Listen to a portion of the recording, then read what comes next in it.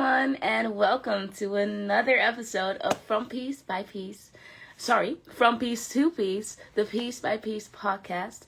It's been a while, but we're back, and I'm super excited to welcome our new guest. I'm your host, Nayobé Reemnet, Miss Voluptuous Suriname 2025, and also the founder of Piece by Piece, which is a platform created to help young people explore their identity and use their voice to make a real difference in today's world. Each episode, we speak to inspiring individuals who are turning their puzzle pieces, meaning their experiences, their stories, and their values, into action. Whether you're just getting started or looking to grow your advocacy, you're in the right place right here. So, today I am joined by someone whose voice and mission are making waves on an international level. Ashley Anna, our current Miss Voluptuous International. I'm super honored to talk to her. Next to Miss Voluptuous International, she is also the founder of the Safe Space Foundation, an organization supporting survivors of human trafficking and sexual assault. So let's welcome her to the episode. Hello. Oh, you Oh, look gorgeous. you look gorgeous. Thank you so much. How are you? I'm doing great. How are you? I am great. I'm excited for today's interview. So, Yes, thank you for okay. having me. Of course. Ready to start? Yes. Amazing. Okay, so could you introduce yourself for the people who don't know you yet? Yes, of course. So hi everyone. I am Ashley Anna. I'm a 27-year-old makeup artist and model hailing from the Netherlands, and I am, as Naomi said earlier, a proud founder of the Safe Space Foundation. As a survivor myself of sexual assault and human trafficking, I decided to turn my pain into power by founding the Safe Space Foundation, which focuses on education our younger generation by learning simple boundaries, but also creating awareness and literally creating a safe space and safe environment where every woman can talk about her own experience. Um, besides all of that, I am Miss Voluptuous International. So yeah. Yes, amazing. It's so inspiring what you do for all of us. And I was wondering if you could also introduce yourself in a little different way that we like to do here at Piece by Piece. Could you explain your identity in 3 words? Yes, of course. So the first thing I would say is creativity. Like I'm a very creative person. I learned to design clothes from a very young age with my mom. I've always been finding ways, of course, also with my job as a makeup artist. I just love to be creative, so I would say that. Also very ambitious. I always look in ways to grow, even if it is inside of pageantry, outside of pageantry. I always look in new ways to evolve myself, finding new goals, Hmm. always being busy. And I would Perfect. also say, good. I love these, but they're very difficult. I would They say are. leadership because I just Ooh. love to create a better path for others and really help others. So, yeah. Yeah, and I feel like you are doing that. Speaking of your ambition and liking to grow, could you tell us, like looking back, what your journey through pageantry has brought to you and how that has shaped your identity up until now? I feel like the one thing I would say that I've learned through my pageant journey is that nothing is impossible. Hmm. And for me, it simply started doing pageantry because I simply wanted to gain confidence and wanted to make friends and wanted to do the experience. And I've learned throughout that it's so much more than that, and that like dreams of my own, like creating my own foundation, that it is possible. Like think outside of the box and just go for it. I think that's the one thing that I've learned. Uh-huh. So yeah. That's amazing. I love that so much. And I also recognize it in the way that you speak throughout your page. And Mhm. whenever someone speaks to you at a pageant event, you show that to the world as well. So that's Thank you. amazing. That's so nice. And how has wearing the crown of Miss Voluptuous International shaped the way that people see you? That's a very good question. I feel like, especially in the Netherlands, um, and not only for me personally, I feel like I've created more recognition for us curvy women. Mm-hmm. Um, I've created, I don't know, I feel like with me getting the international title, of course, it's been a dream, it's been amazing. But I hope and I feel like I've created a path where we curvy women can thrive and see and let people see that we can be queens too, we can be beautiful too, and really create that recognition. So I would say Yeah. that. And I feel like you have, because if it wasn't for you, I wouldn't have tried and do pageants myself as well. My pageant journey looks a lot different, but it was the only Mhm. reason why I started to do Miss Curve and then afterwards Miss Voluptuous. So we do see you, and we are so thankful for the picture that MVP and you as a title holder for MVP do for us curvy Thank you women. so So much. of That course. means a lot. Of course. Thank you. Okay, and then I have another question. What's one thing that you wish people understood about you that is beyond your titles and beyond your crown, that they might not know right now? Ooh, that's a good question. What people might not know about me that besides all of this crazy life, I've actually have a very insane job. It's a fun Oh, fact, but I actually build fridges, and that sounds insane. Yeah, I harder. know. Yes, part-time, besides all of the things I do. That's something that people don't know about me, and I think it fits with me because, as I said, I'm very ambitious. I just take on everything and see how it works out. And yeah, so I'm still there. I'm doing that besides all of this, which How is did you get very into that? actually fun story. I always worked at clothing shops and shops in general. I've grew up in it. Yeah, because my family has their own clothing shop. Hmm. And I just was tired of working in a shop. Like I wanted to do something different. It was actually at the time COVID went down, and I saw this job application at this place that builds fridges. And actually, a friend of mine worked there and was like, I'm having so much fun doing this." And I was like, "Why Oh, not? I'm just gonna try it. If it's not my thing, it's not my thing." Um, it actually was meant to be temporary.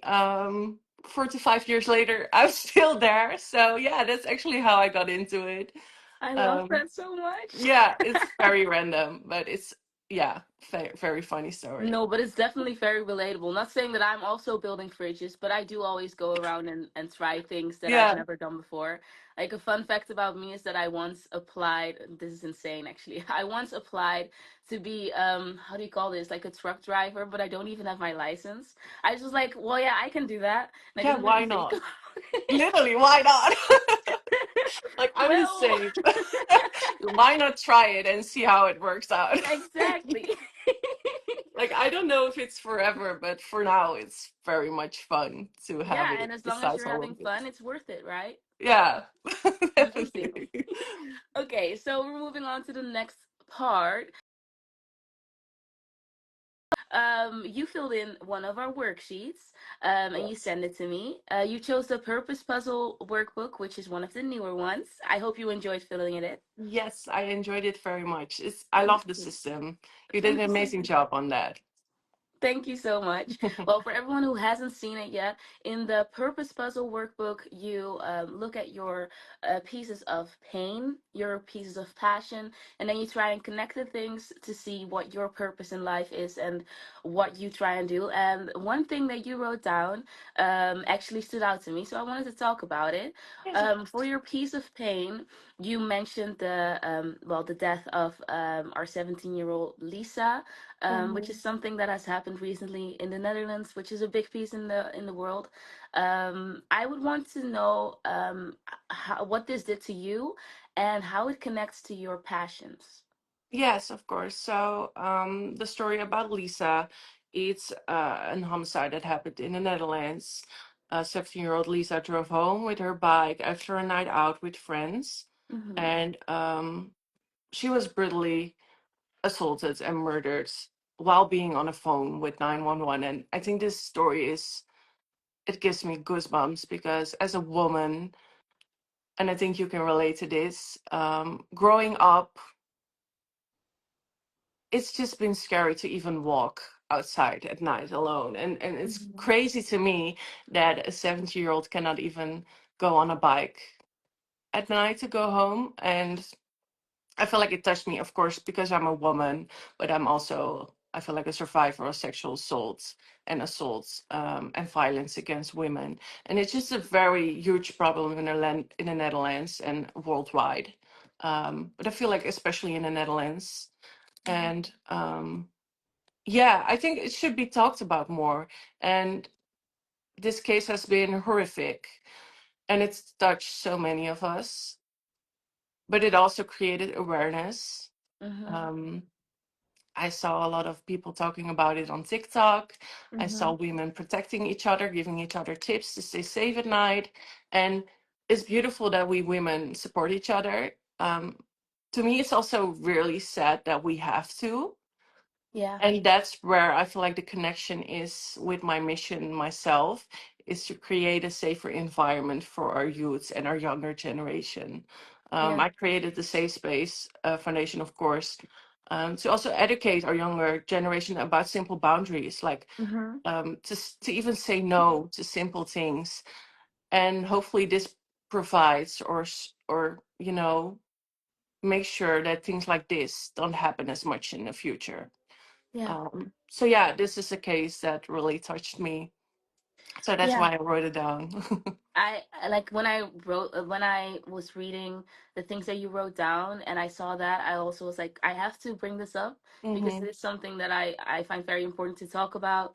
I dedicated a whole lesson with my students as well to femicide and how Hmm. important it is to make other people feel safe as well and to take your responsibility if you are part of the problem.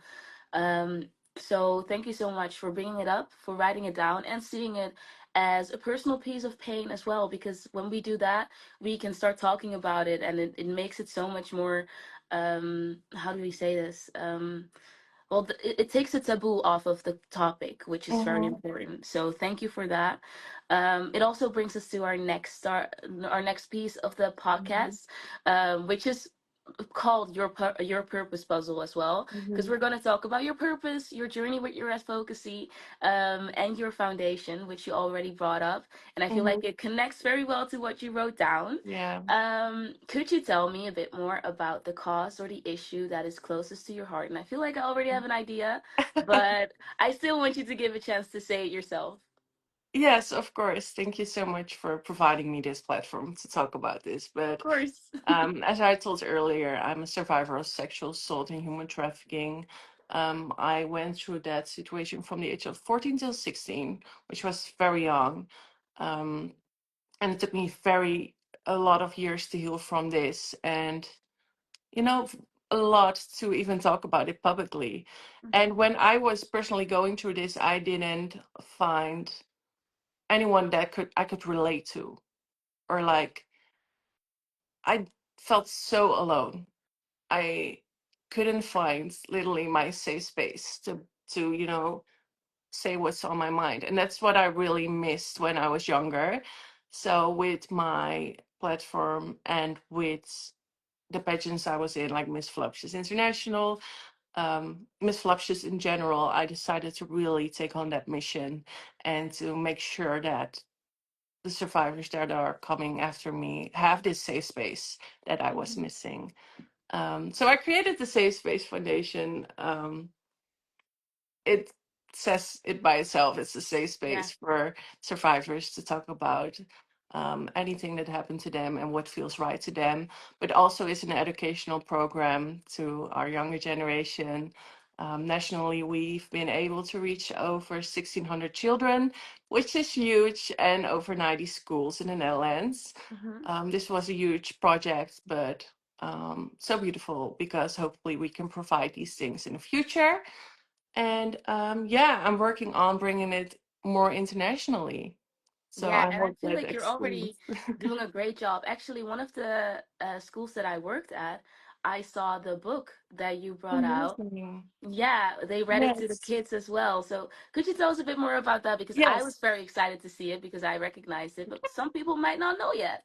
Yes, of course. So, as foundation with Safe Space, I work together with Slachtofferhulp Netherlands or Slachtofferhulp Nederland. They've created this amazing book called "It's Okay to Say No." Nee is okay, and it teaches simple boundaries. You're reading a story about two children that go on a journey, discover the things that they are comfortable with, but also situations that they are not.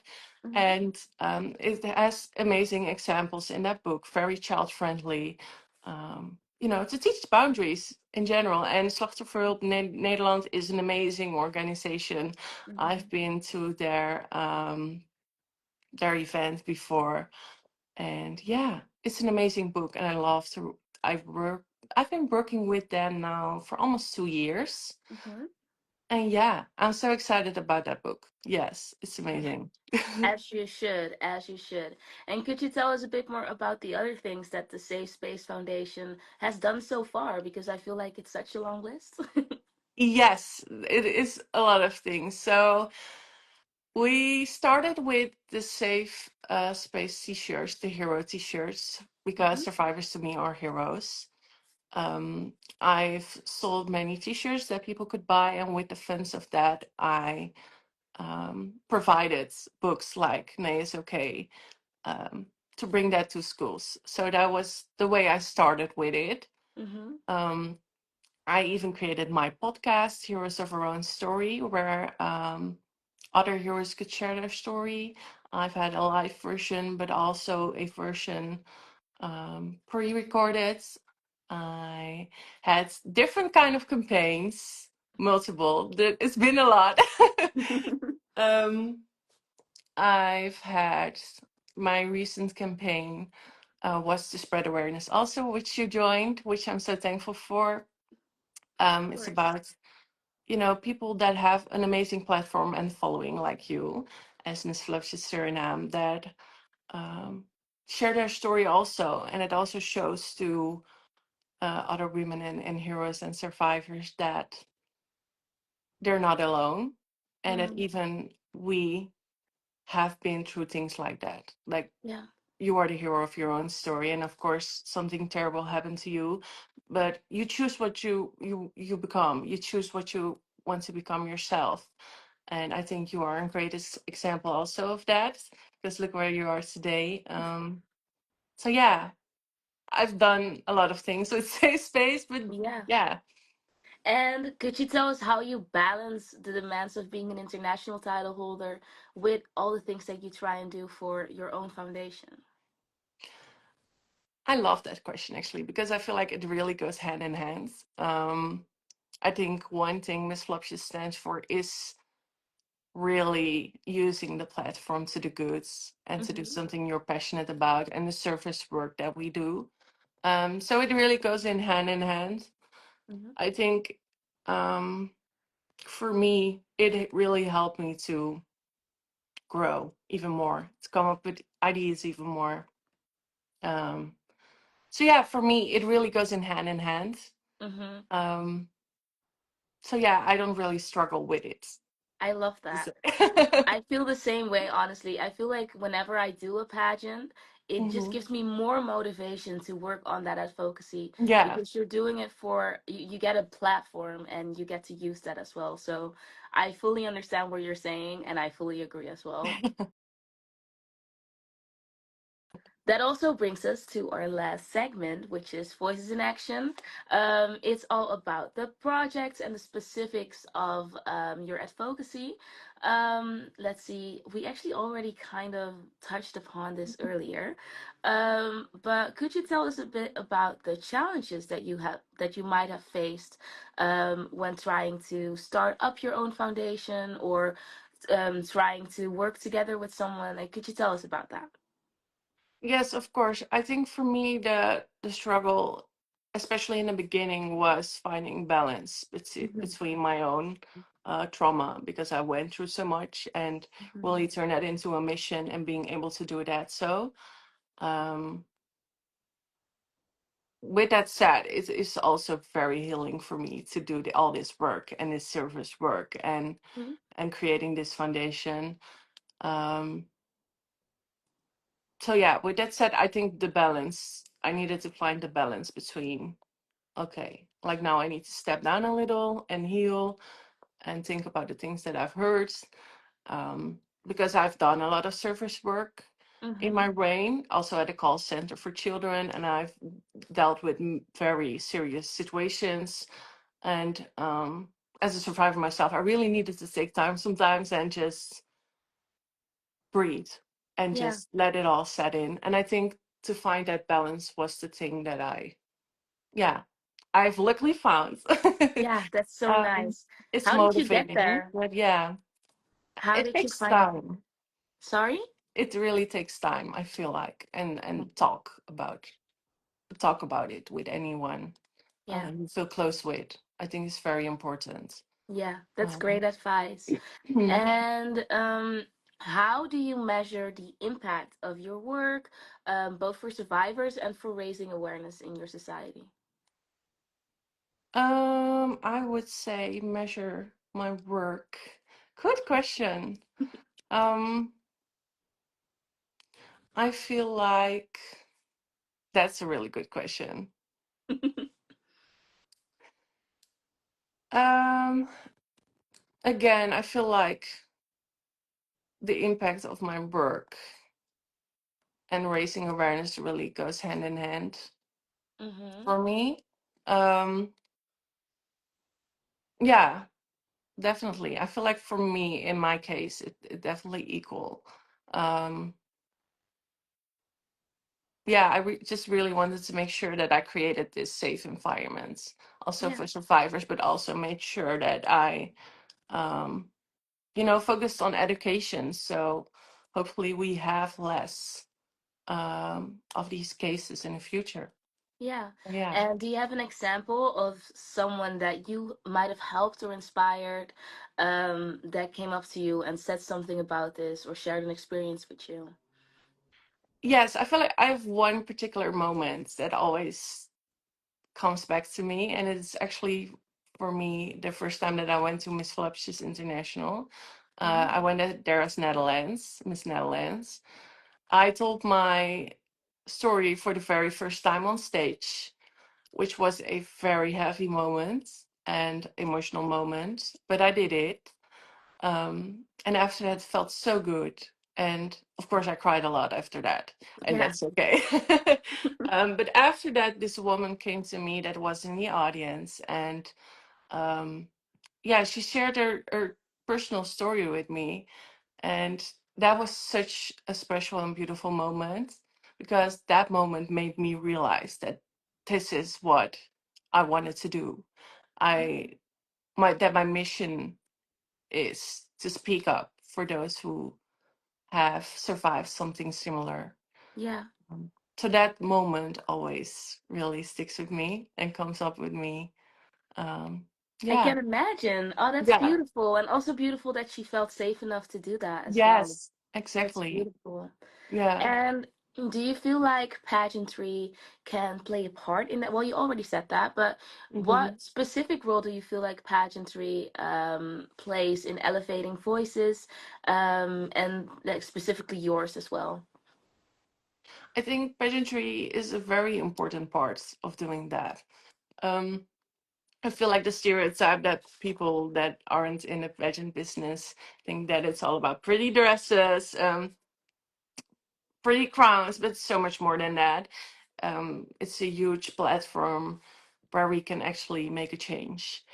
And I feel like if I haven't joined Miss Flupshes, I didn't have come so far as I am now because it gave me the audience, it gave me a voice. It also taught me for myself, my personal healing, that it's okay to talk about it.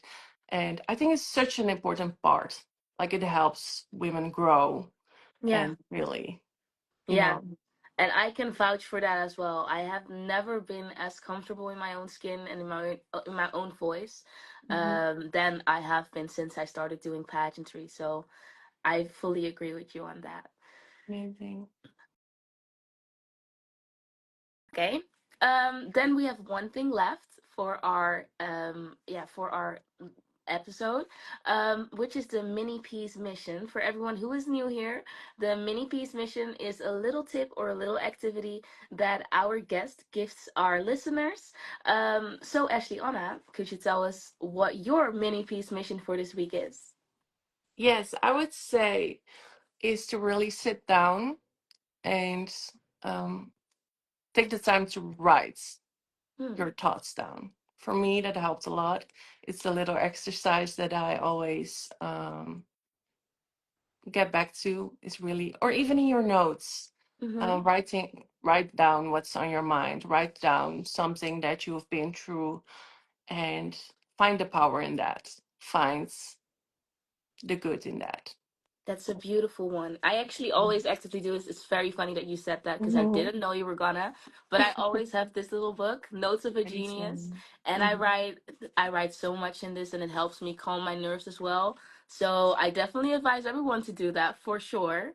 Yes. It helps so much. Like, actually, that's a beautiful mini piece mission. Thank you for sharing. And then we'll also wrap up the episode. So I want to thank you for being here, for sharing your story, for being so open. I really appreciate it, and I hope everyone enjoyed it. If you just tuned in and you missed everything, don't worry. It's going to be on Spotify and YouTube as well. Where can we follow your journey, Ashley?